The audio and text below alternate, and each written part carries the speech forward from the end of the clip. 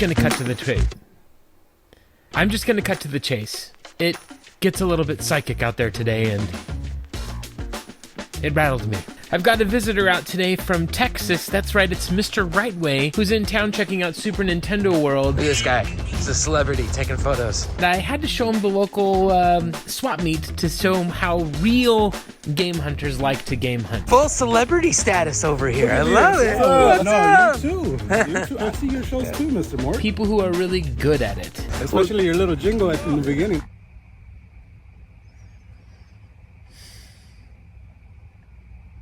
I didn't forget it. Just wanted to make you wait a little for it. Mort! Hey,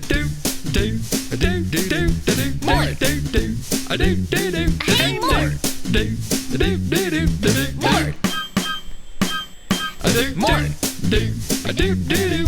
Mort! Hey, Mort! Go, Mort! What's your name, by the way? Man. What's that? Elmer. My new friend. Steve has a lot of energy, and every booth that we went to, he was looking everywhere for games. He would often push me out of the way, I'd push him out of the way. We had a lot of fun looking for deals. Ooh, a grill.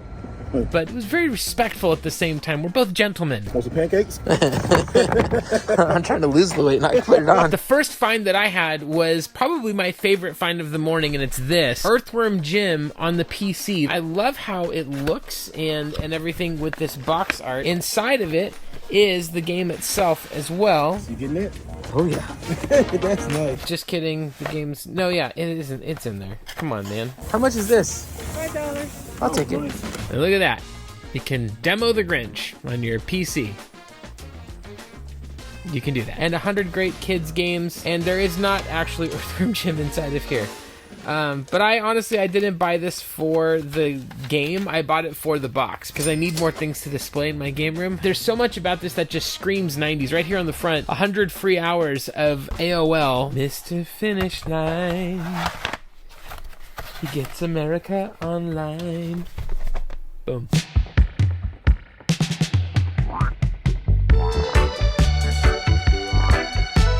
Well, we found this controller. Let's see. Are you going to get it? I don't know. Do you want it? No. How much for this controller? $5? That's easy to fix. Yeah, no. If you need an Xbox controller for $5, then it might go for what, 20, 25? Especially I'm all about trying to trade this. The dilemma is real. Nah, I'll let it pass. How much? $5? These aren't swap meet prices today. There's some garage sale prices here. I'll take it.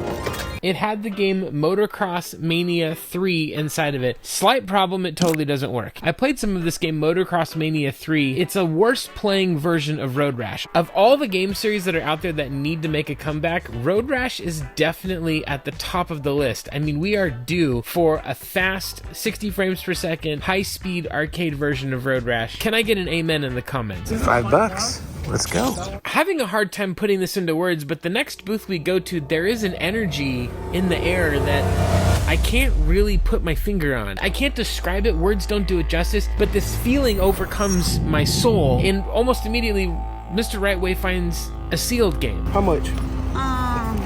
Depends, $1 each. $1 each? How much this? Yes. $1 this? Yes. Okay. For $1? $1, I'll take it. Something is palpable in my mind, in my spirit. That's Oh, awesome. look at this. Good find. Okay. Oh, San Andreas. I bet it. What's inside here? I think Grand Theft Auto is inside. I don't see any reason why there would be something else in there. San Andreas. I think it's in there. Wii Sports. When he says this, it's like the ground quaked around me. I couldn't describe it. Why would you guess that a Nintendo Wii game is inside of a PS2 game? It does not make any sense.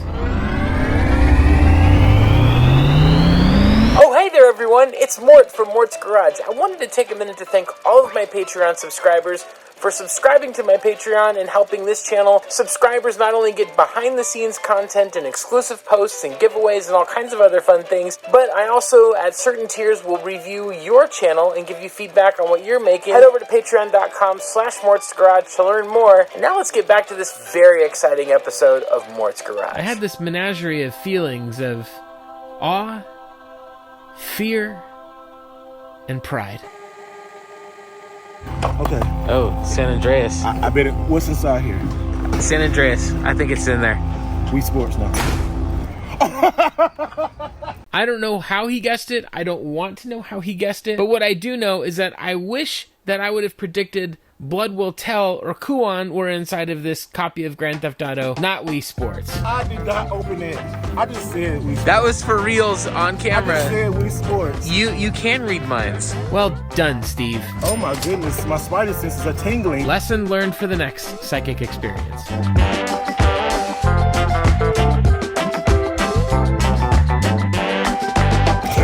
I wonder which generation of Halo this is. How much is the Master Chief? 20? At 343 Industries.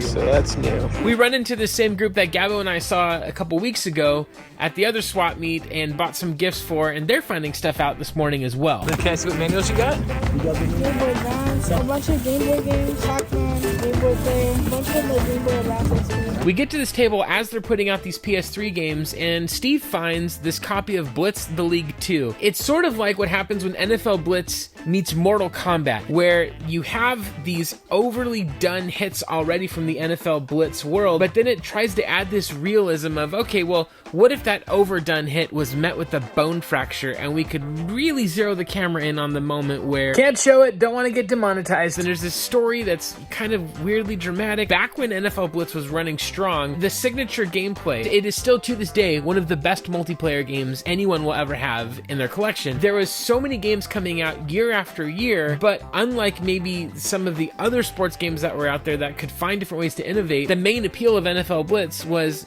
the hits and then also the late hits. That whole mix of craziness was a big part of the appeal. Nothing ever felt serious or real about those games. The players were overinflated looking in their design, and they would say hilarious things. They would do wrestling moves after a play was done. At that point, I remember thinking, oh, a new NFL Blitz game, what else can they do? Because each one was incrementally better. So Blitz the League comes along in this attempt to really try and mix things up. It gets a sequel right afterwards, and it never really hit. Today, you have them bringing back NFL Blitz with Arcade 1-Up, but they got rid of the late hits. That to me is a little bit comical. There was never an element of the late hits that felt in any way other than fantasy. I get the sensitivity around some of the, damage that's happened from playing professional football, but the way that it was being done was so comically over the top. It really was such an integral part of the experience that when you remove that from the Arcade 1-Ups and from the downloadable versions,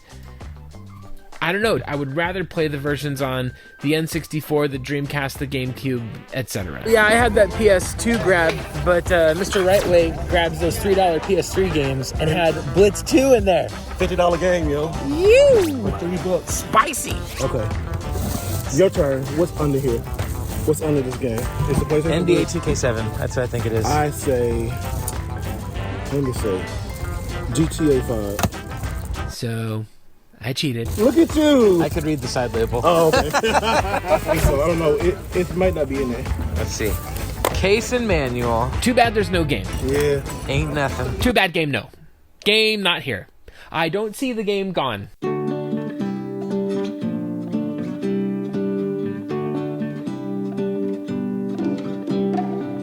There are so many Star Wars toys at this booth. I wouldn't know where to start looking for it, but it's a little bit crazy just how much stuff is at one booth.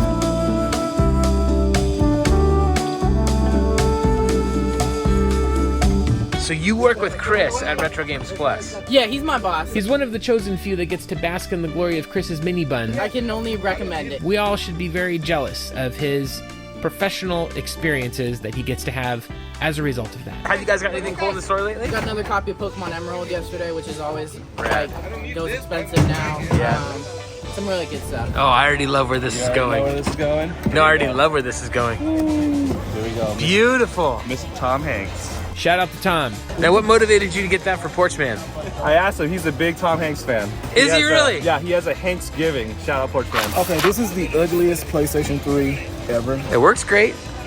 But it's ugly. I'm trying to convince Steve right now that this right now he should give it to me because he doesn't have to take it on the plane, but he came up with a good solution, which he's just going to get another suitcase. I think he only paid $20 or $25 for it. If it works, that's a great deal.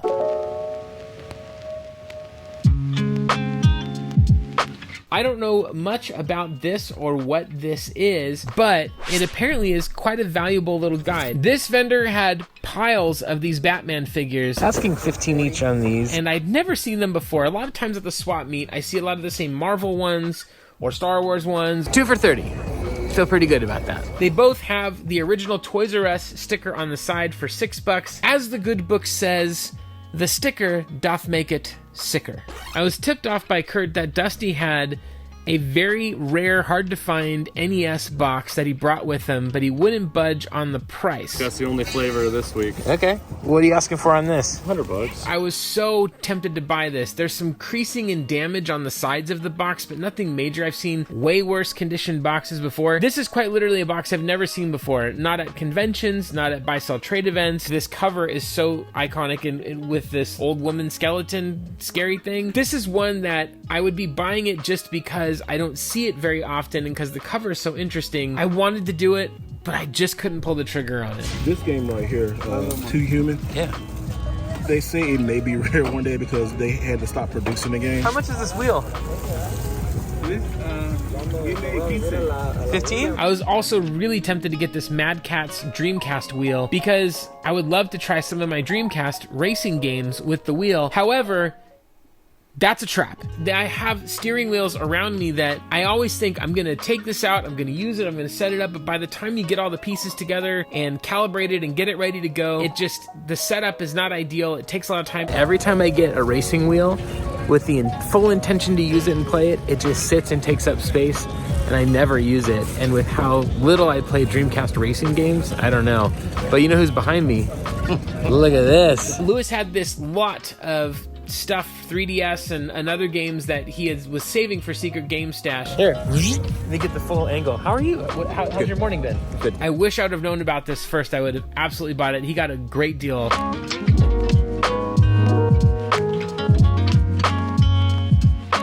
I've never understood the sneaker game, but I appreciate those who love it. Hey, I got my Elliot Echoes on. This is one of my favorite vendors to buy from at the swap meet. Izzy found Metal Gear Solid The Twin Snakes from her before. I bought the Super Scope complete in box from her before. As we're digging through and looking around, though, there's this box underneath the table that says games on it. So I asked if we can dig through, and they let us dig. I found this. This is Call of Duty Black Ops 3, the Hardened Edition. Unfortunately, it is just the case, and there's this little booklet or something in here to come with it that looks like it's been opened and used with some cards. Blake's here! Run the bit! And now it's time for a segment I'd like to call Can Blake's Hair Go There?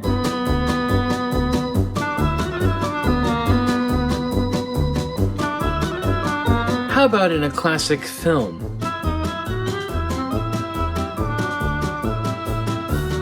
This has been another delightful episode of Can Blake's Hair Go There?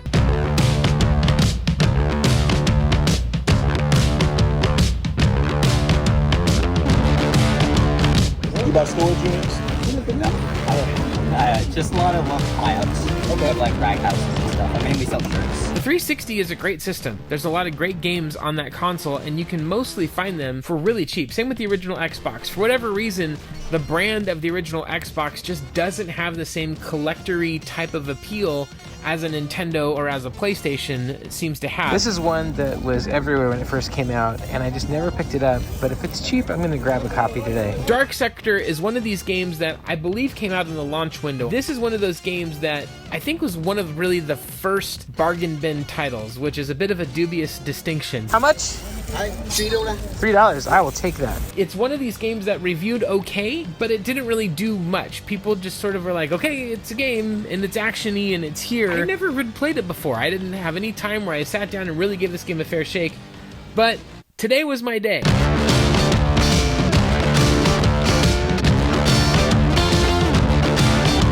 Head over to Mr. Rightway's channel to see his version of today's events, and I hope that you have a wonderful rest of your week. Take care.